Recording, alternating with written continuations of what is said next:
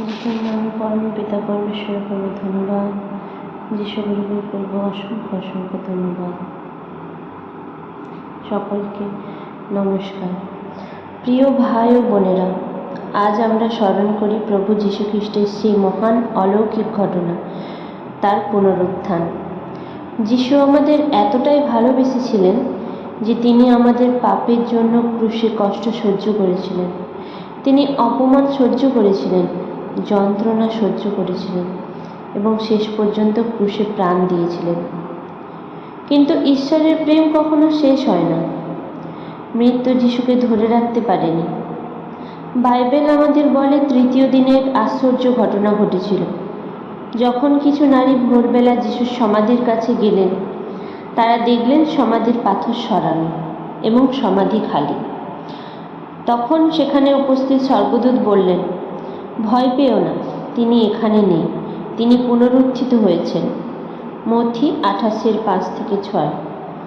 এই সংবাদ শুধু একটি ঘটনা নয়, এটি আমাদের জন্য আশা, ভালোবাসা এবং নতুন জীবনের বার্তা। যিশুর পুনরুত্থান আমাদের শেখায় যে ঈশ্বরের ভালোবাসা মৃত্যুর থেকেও শক্তিশালী। অন্ধকার যতই গভীর হোক না কেন, ঈশ্বরের আলো শেষ পর্যন্ত জয়ী হয়। আজও প্রভু যীশু আমাদের ডাকছেন তার কাছে আসতে, তার ভালোবাসা গ্রহণ করতে এবং তার পথে চলতে। আসুন আজ আমরা সবাই প্রভু যীশুর কাছে প্রার্থনা করি।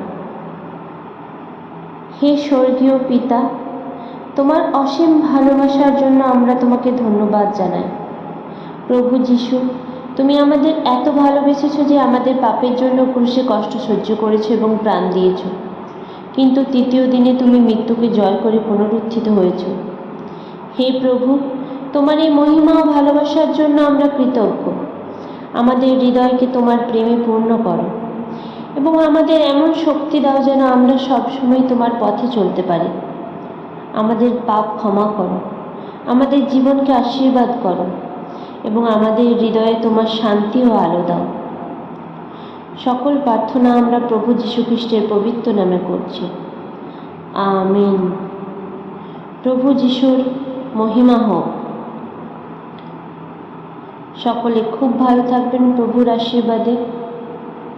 আজ আমরা সকলে যীশু গুরুর এই পুনরুত্থিত দিনে আমরা সকলে চেষ্টা করব সব সময় সর্বদা যীশু গুরুর পথে চালিত হওয়ার।